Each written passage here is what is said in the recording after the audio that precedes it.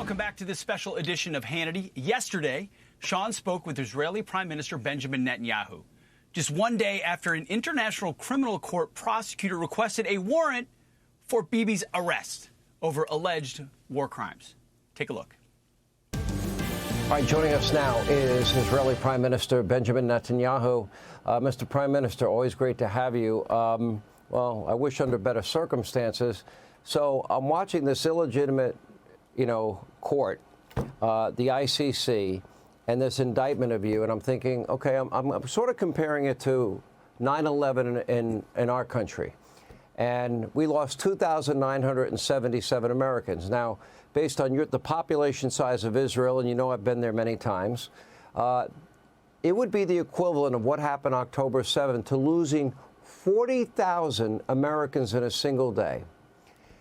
Why you, as the Prime Minister of your country, defending yourself against these radical Islamists attacking and killing your people and kidnapping your people, and somehow everything's so upside down that you're the problem, and there's a moral equivalency with Israel defending itself and radical terrorists? Well, it's outrageous. I think President Biden said that, and Republicans and Democrats have rallied around this, the effort to fight this absurdity. I mean, this is a rogue prosecutor who's gone amok. He's out to demonize the one and only Jewish state and the only democracy in the Middle East. And it's both false and dangerous. False because, first of all, he's creating a false symmetry, as you said, between the democratically elected leaders of Israel and the terrorist tyrants of Hamas. And that's exactly like saying, well, I'm going to issue arrest warrants for President George W. Bush, but also bin Laden. Or in World War II, I'm going to issue arrest warrants for Churchill and FDR, but also for Hitler. Thanks a lot. It's a false symmetry. It's a despicable symmetry. And of course, this prosecutor never goes after the tyrants of Tehran or the butchers of Syria or what is happening in Yemen, the killers of Yemen or anywhere else, or North Korea, anywhere else. He's going after us because he's out to demonize Israel and really fan the flames of anti-Semitism. The second thing is the charges are false. He's accusing us of deliberate starvation. What a pack of lies. I mean, we put in 20,000 trucks, 500,000 tons of food and medicine. The price of food in Gaza has plummeted. Because markets don't lie. We've got people receive about 3,000 calories per day compared to the 2,000 that's required. It's a bunch of baloney. And yet, if you repeat a lie often enough, and if you have slanted urine organizations dominated by Hamas and its killers to give you these informations, it's completely false. So I think he didn't even bother to investigate. I don't know if you know that. He just received these false, contentious and misleading charges and took them as face value and then slammed this on Israel. So it's false, but let me tell you why it's dangerous.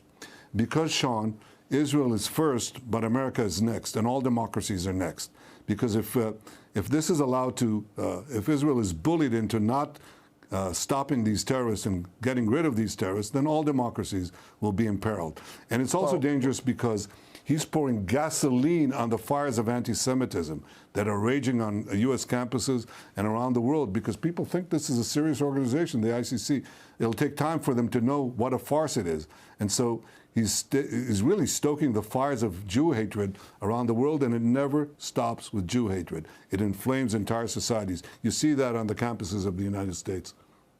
Well, with President Trump, he withdrew from this. President Biden went back into it. I know he condemned it. However, the fact that I think America should pull out again as a result of this. I think every Western country should pull out and have no association with it, which brings up the broader question, and I've said this for years, that look at the UN, for example. They have historically been anti-Semitic and anti-American. Why are we funding with U.S. tax dollars the majority of funds for the UN? What about the WHO? They lied to the world about COVID.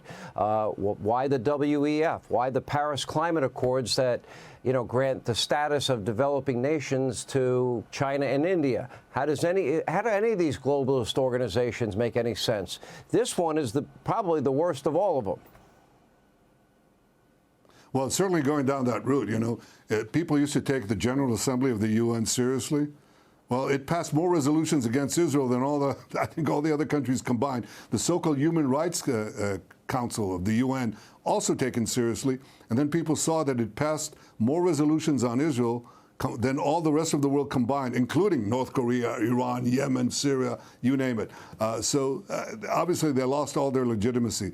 And this rogue prosecutor with his false symmetries and his false charges is doing exactly the same to the world, to this ICC. And it remains to be seen whether the judges will go down that route too. They might, and then it'll become a kangaroo court for all the world to see. So I think that's, if he wants to put a stain on Israel, he's putting a stain on himself. And I'm very glad now that in the U.S. Congress there's a very strong effort, which is bipartisan, and I hope it continues to conclusion. I'm sure it will, to put sanctions on anyone who does this in the ICC.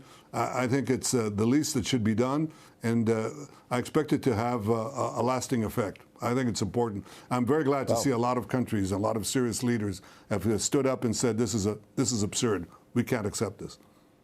Well, this would be the same as George W. Bush after 9/11 being indicted the same way you were.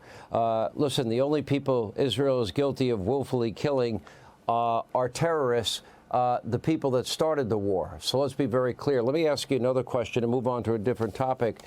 And I know Israel said they had no part to play at all in the helicopter crash of the Iranian president, better known, by the way, as the Butcher of Tehran. And what bothers me, though, is the Biden State Department sent Iran condolences. The UN held a moment of silence. Now, the #1 state sponsor of terror, Mr. Prime Minister, the last time I checked, was the Islamic Republic, Iran. They helped plan and plot and scheme and provide weaponry for the October 7th attacks against your country. They're providing Hezbollah in the north and Lebanon with weapons to fire into your country. They are arming the Houthi rebels, also firing weapons and rockets into your country.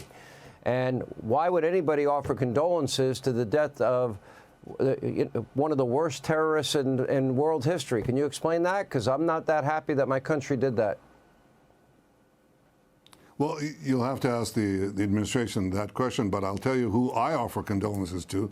I offer condolences to the people of Iran who have been terrorized and subjugated by these theocratic thugs for half a century. I mean, they've killed them on the sidewalks. They don't let them raise their voice.